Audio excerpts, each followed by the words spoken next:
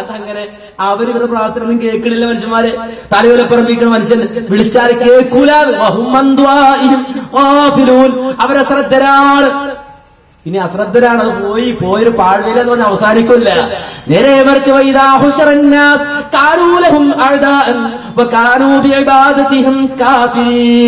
നാളെ റബ്ബിന്റെ കോർട്ടിൽ മഹ്ശറയിൽ ഹാജരാക്കുമ്പോ വിളിച്ചവനോടുണ്ട്, വിളിക്കപ്പെട്ടവനുമുണ്ട്.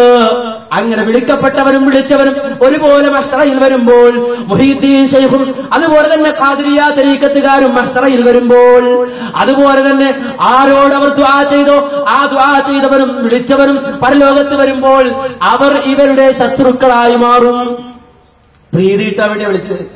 അങ്ങയുടെ നോട്ടം ഞങ്ങളുടെ മുന്നിൽ ഉണ്ടാകണമെന്ന് വിചാരിച്ചിട്ടാ വിളിച്ചത്. പക്ഷെ പരലോകത്ത് വരുമ്പോ മുഹീദ്ദീൻ ശൈഖ് മാറി നിൽക്കടാ, നീ ഞാനും തമ്മിൽ എന്ത് ബന്ധം? എന്നോട് ദുആ ചെയ്ത് ഞാൻ പറഞ്ഞു. മുഹമ്മദ് നബിയോട് ദുആ ചെയ്തിട്ടുണ്ടെങ്കിൽ മുഹമ്മദ് മാറി നിൽക്കൂ, എന്നോട് ദുആ ചെയ്ത് ഞാൻ പറഞ്ഞു. ഈസാ നബി പരലോകത്ത് വരും, ഈസാ നബിയുടെ ഉമ്മയും വരും. അവരും പറയും, പടച്ചവനെ ഞങ്ങള് പറഞ്ഞിട്ടില്ല, ഞങ്ങളെ വിളിച്ച് ദുആ ചെയ്യാൻ ഞങ്ങൾ പറഞ്ഞിട്ടില്ല, ഞങ്ങൾ അവിടെ പ്രവർത്തിച്ച് നിന്നോട് ദുആ ചെയ്യാൻ പറഞ്ഞിട്ടും അത് പഠിപ്പിച്ചുകൊണ്ടാണ് ഞങ്ങൾ നിലകൊണ്ടത്. ഞങ്ങളവർ വിളിച്ച് ദുആ ചെയ്യാൻ ഞങ്ങളത് ചെയ്തു. അതാ ഖുർആൻ പറയുന്നത്, വൈദാ ഹുശ്റന്നാസ് കാനൂ ലഹും അഅദാഅൻ വകാനൂ ബിഇബാദതിഹിം കാഫിരീൻ. അവർ കർപ്പിച്ച ഇബാദത്ത്, ആ ഇബാദത്ത് ഏതാ? അവരെ വിളിച്ച് പ്രാർത്ഥിച്ചു എന്ന ഇബാദത്ത്, അവരോട് ദുആ ചെയ്തു എന്ന ഇബാദത്ത് അവിടെ വെച്ച് അവർ നിഷേധിക്കും. ഞങ്ങൾക്ക് ഇതുമായിട്ട് ബന്ധമില്ല, ഇവരുമായി ഞങ്ങൾക്ക് ബന്ധമില്ല. അപ്പോഴാണ് കൈകടിക്കുക. എന്താണത്? എല്ലാം നഷ്ടപ്പെട്ടു. ദുനിയാവും നഷ്ടപ്പെട്ടു, പരലോകവും നഷ്ടപ്പെട്ടു. കാരണം എന്താ? ദുനിയാവിലെ ഏത് ചാർത്തിനെ മൂട്ടിലാണ് പോയി കിടക്കേണ്ടത്? കുറച്ചു ദിവസം ഇവിടെ, കുറച്ചു ദിവസം അവിടെ, പിന്നെ അതിന്റെ പുറത്തിപ്പുറത്ത്, പിന്നെ ഈ മാറാപ്പൊക്കെ കൂടി തലയ്ക്കേറ്റ് ദുനിയാവ് പോയി. ഹസ്റത്ത് ദുനിയാ വൽ ആഖിറ. ദുനിയാവും പോയി, പരലോകവും പോയി. ഈ ഗതികേട് മനുഷ്യന്മാരെ നമ്മളൊന്ന് ആലോചിച്ചു. നേർക്കുനേരെ അള്ളാഹിനോട് മാത്രമേ ഞാൻ പ്രാർത്ഥിക്കുള്ളൂ, ഞാൻ നിർബന്ധം പിടിക്കുക. എനിക്ക് എന്താ ചെയ്യണം? എന്താ നഷ്ടം? എന്താ ഈ ലോകത്ത് നഷ്ടപ്പെടാനുള്ളത്? ഒന്നും നഷ്ടപ്പെടാനില്ല.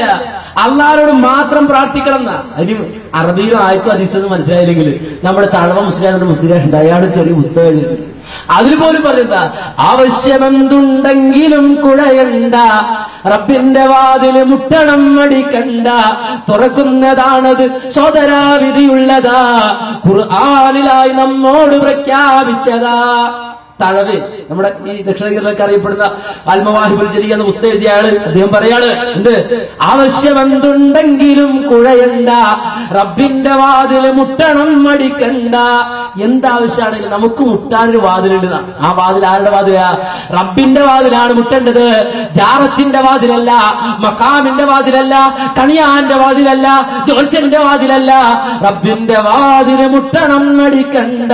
ഞാൻ പാപിയാണ്, ഞാൻ ദോഷിയാണ്, എന്റെ ജീവിതത്തിൽ ഒരുപാട് തെറ്റുകുറ്റങ്ങൾ വന്നുപോയി. ഞാൻ ആ വാതിക്കൽ മുട്ടിയാൽ അല്ലാഹു തുറക്കുമോ? ഈ പാപിക്ക് വേണ്ടി അല്ലാഹു ആ വാതിൽ തുറക്കുമോ? തുറക്കുന്നതാണത് സോദരാവിധിയുള്ളതാ, ഖുർആനിലായി നമ്മോട് പ്രഖ്യാപിച്ചതാ. ഏത് പാപിക്കും ആ വാതിൽ മുട്ടാം, തീർച്ചയായും ആ വാതിൽ അടക്കൂല. ഏത് പാപി മുട്ടിയാലും തുറക്കുന്ന വാതിലാണത്. ഖുൽ യാ ഇബാദിയല്ലദീന അസ്റഫു അലാ അൻഫുസിഹിം ലാ തഖ്നതൂ മിർ റഹ്മത്തില്ലാഹ്. പാപം ചെയ്ത് ഇതാ സമുദ്രത്തിലെ നുരകൾ സമാനം പാപഭംഗിരമായ ജീവിതം നയിച്ച മഹാപാപികളായ എന്റെ അടിമകളെ, ലാ തഖ്നതൂ മിർ റഹ്മത്തില്ലാഹ്, അല്ലാഹുവിന്റെ കാരുണ്യത്തിൽ നിങ്ങൾ നിരാശരാവണ്ട. അല്ലാഹുവിന്റെ കാരുണ്യത്തിൽ നിങ്ങൾ നിരാശരാവണ്ട. ഇന്നല്ലാഹ യഗ്ഫിറുദ് ദുനൂബ ജമീആ. നിങ്ങളുടെ മുഴുവൻ പാപങ്ങളും പുറത്തു തരാൻ അല്ലാഹു ഒരുക്കമാണ്. അവൻ ഗഫൂറാണ്, എല്ലാം പൊറുക്കാൻ കഴിയുന്നവനാണ്. അവൻ റഹീമാണ്, അങ്ങേറ്റം കരുണ ചെയ്യുന്നവനാണ്. അതുകൊണ്ട് ആ വാതിൽ മുട്ടിക്കോ, റബ്ബിന്റെ വാതിൽ മുട്ടിക്കോ, അല്ലാഹുവിന്റെ വാതിൽ മുട്ടിക്കോ. എന്താവശ്യമുണ്ടെങ്കിലും ആ വാതിൽ മുട്ടിക്കോ. ആ വാതിൽ മുട്ടുമ്പോ നിന്റെ മനസ്സിലുണ്ടാകേണ്ട വിചാരം, നിന്റെ മനസ്സിൽ കൊണ്ടു നടക്കേണ്ട വിചാരം, ആരും എനിക്കില്ലല്ലോ നീയല്ലാതെ എന്നും പറഞ്ഞു നീ തേടണം വല്ലാതെ. നാദാ നീ കൈയൊഴിച്ചാൽ മറ്റാരും തന്നെ എനിക്കില്ല. നാദാ നീ കൈയൊഴിഞ്ഞാൽ എന്നെ സ്വീകരിക്കാൻ മറ്റാരുമില്ല. അല്ലാഹുവേ നീ എന്നെ കൈയൊഴിച്ചാൽ എനിക്ക് മറ്റൊരു അഭയ കേന്ദ്രമില്ല. അല്ലാഹുവേ നീ എന്നെ സഹായിച്ചില്ലെങ്കിൽ എനിക്ക് സഹായം നൽകാൻ ആരുമില്ല. അല്ലാഹുവേ, നീ എനിക്ക് ഭക്ഷണം തന്നില്ലെങ്കിൽ എനിക്ക് ഭക്ഷണം തരാൻ ആരുമില്ല. അല്ലാഹുവേ, നീ എന്നെ ഉടുപ്പിച്ചില്ലെങ്കിൽ എന്നെ ഉടുപ്പിക്കാൻ ആരുമില്ല. അല്ലാഹുവേ, നീ എനിക്ക് സന്താനങ്ങളെ തന്നില്ലെങ്കിൽ എനിക്ക് സന്താനത്തെ തരാൻ മറ്റാരുമില്ല. അല്ലാഹുവേ, എനിക്ക് നീ ആരോഗ്യം തന്നില്ലെങ്കിൽ എനിക്ക് ആരോഗ്യം തരാൻ മറ്റാരുമില്ല. ഈ രൂപത്തിൽ ആരും എനിക്കില്ലല്ലോ നീയല്ലാതെ എന്നും പറഞ്ഞു നീ തേടണം വല്ലാതെ. ഇതാർക്കാ മനസ്സിലാകാത്തത്? ഇതാർക്കാ മനസ്സിലാകാത്തത്? റബ്ബിന്റെ വാതിൽ, അല്ലാഹുവിന്റെ വാതിൽ, റബ്ബിലേക്ക് മടങ്ങുന്ന മനസ്സ്, ആ മനസ്സിന്റെ ഉടമകൾ, അവർക്കാണ് മാന്യ സഹോദരങ്ങളെ വിജയം. അവർക്കാണ് വിജയം. അല്ലെങ്കിൽ നന്ദികേട്, റബ്ബിനോട് കാണിക്കുന്ന നന്ദികേട്. ആലോചിച്ച് നോക്കൂ, ഇപ്പൊ വാല് കഴിഞ്ഞാല് നമ്മൾ മടങ്ങിപ്പോകും വീട്ടിലേക്ക്, പക്കട കഴിച്ച് കിടന്നുറങ്ങാം. വീട്ടിൽ പോയിട്ട് ഭക്ഷണം കഴിച്ചിട്ട് കിടന്നുറങ്ങാം. നമ്മൾ ഉറങ്ങുന്നുണ്ട്, നമ്മുടെ മക്കള്, നമ്മുടെ ഭാര്യ, എല്ലാരും കിടന്നുറങ്ങുക. ആരുള്ളത്? എന്റെ മക്കൾ, എന്റെ പിഞ്ചോമന മക്കൾ കിടന്നുറങ്ങുന്നു, എന്റെ ഭാര്യ കിടന്നുറങ്ങുന്നു, വാർദ്ധക്യമെത്തിയ എന്റെ പിതാവ് കിടന്നുറങ്ങുന്നു, ഞാൻ കിടന്നുറങ്ങുന്നു, എല്ലാവരും ഉറങ്ങുന്നു. ആ നിശയുടെ നിശബ്ദതയിൽ എന്തെല്ലാം സംഭവിക്കാം.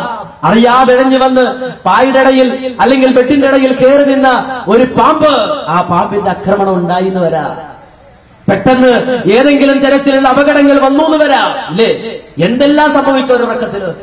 എന്നാൽ നമ്മൾ ഉറങ്ങുമ്പോഴും ഉറങ്ങാതെ ഒരാൾ, നാം ഉറങ്ങുമ്പോഴും ഉറങ്ങാതെ ഒരാൾ. ആരാളവൻ? അല്ലാഹു ലാ ഇലാഹ ഇല്ലാ ഹുവൽ ഹയ്യുൽ ഖയ്യൂം ലാ തഅഖുദുഹു സിനതുൻ വലാ നൗം. അല്ലാഹ് അവനാണ് ഹയ്യ്, അവനാണ് ഖയ്യൂം. ലാ തഅഖുദുഹു സിനതുൻ വലാ നൗം. അവന് ഉറക്കമില്ല, അവന് മയക്കമില്ല. ഉറങ്ങാതെ മയങ്ങാതെ തന്റെ അടിമകളെ സംരക്ഷിക്കുന്ന നാഥൻ അവൻ അല്ലാഹു. ഇത് മനസ്സിലായില്ലെന്ന് പറഞ്ഞാല്, ഇതെനിക്ക് തലയിൽ കയറില്ല എന്ന് പറഞ്ഞാൽ, ഇത് ഉൾക്കൊള്ളാൻ കഴിയില്ലെന്ന് പറഞ്ഞാൽ, എത്ര അപകടം ഉണ്ടായിട്ട് മരിച്ച, എത്ര അപകടങ്ങളിൽ നിന്ന് അല്ലാഹു നമ്മെ രക്ഷപ്പെടുത്തി. കണ്ണിമ വെട്ടുന്നതിന് മുമ്പ് സംഭവിക്കാവുന്ന എത്രയോ അപകടങ്ങൾ നമ്മുടെ ജീവിതത്തിൽ ഉണ്ടായിട്ടില്ലേ, വന്നുപോയിട്ടില്ലേ, അല്ലേ? അതാണല്ലോ ഷെയ്ഖ് മുഹീദ്ദീൻ അബ്ദുൽ ഖാദർ ജീലാനി പാടിയതാണ് പറയപ്പെടുന്ന ഒരു പാട്ടിന് 40 കാഫുകൾ കോർത്തിറക്കിക്കൊണ്ടൊരു പാട്ട്. كفاك ربك كم يكفيك واكفة كفكافها ككمي من كان منك لكا تكر كرا كالكر في كبد تركيب شكشكة كلت لك الكلكا كفاك ما بكفى كالكاف كربته يا كوكبا كان تحكي كوكب الفلكا. 40 കാഫുകൾ കോർത്തിറക്കിയ ആ പദ്യത്തിൽ പോലും പറയുന്നത് കഫാക റബ്ബുക, നിനക്ക് നിന്റെ റബ്ബ് മതി. അലൈസല്ലാഹു ബികാഫിൻ അബ്ദ, അല്ലാഹുവിന്റെ അടിമക്ക് അല്ല മതിയായവനല്ലയോ? അല്ലാഹുവിന്റെ അടിമക്ക് അല്ല പോരയോ? ബലാ ഹസ്ബുനല്ലാഹ്, എനിക്ക് അല്ല മതി എന്ന് പറയാൻ കഴിയണം മുസ്ലിമേ. എനിക്ക് അല്ല മതി എന്ന് പറയാൻ കഴിയണം മുസ്ലിമേ. എനിക്ക് അല്ല മതി എന്ന് പ്രഖ്യാപിക്കാൻ കഴിയണം മുസ്ലിമേ. വുദൂ എടുത്ത പള്ളിയിൽ കയറി ഖിബലയുടെ ഭാഗത്തേക്ക് തിരിഞ്ഞിട്ട്, മുസ്തഖ്ബിലുൽ ഖിബല, ഖിബലയിലേക്ക് തിരിഞ്ഞിട്ട്, ആ ശുദ്ധമായ അവസ്ഥയിൽ വലിയ ശുദ്ധിയിൽ നിന്നും ചെറിയ ശുദ്ധിയിൽ നിന്നും ശുദ്ധിയായി പരിപൂർണ ശുദ്ധവാനായി അല്ലാഹു അക്ബർ എന്ന് പറഞ്ഞ് ഹൃദയമിടിക്കുന്ന ആ ഹൃദയത്തിന്റെ മുകളിൽ കൈവച്ചിട്ട് അല്ലാഹുവിനോട് പറയുന്ന വാചകം എന്താണ്? ആ വാചകം എന്നറിയുമോ?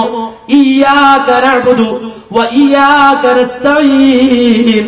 നാഥാ, നിന്നെ മാത്രമാണ് ഞങ്ങൾ ആരാധിക്കുന്നത്, നിന്നോട് മാത്രമാണ് ഞങ്ങൾ സഹായം തേടുന്നത്. ഒരു വിശ്വാസി അത് പറയുമ്പോൾ ആ മനുഷ്യന്റെ മനസ്സിലുണ്ടാകേണ്ട മാനസികാവസ്ഥ എന്തായിരിക്കണമെന്നറിയുമോ?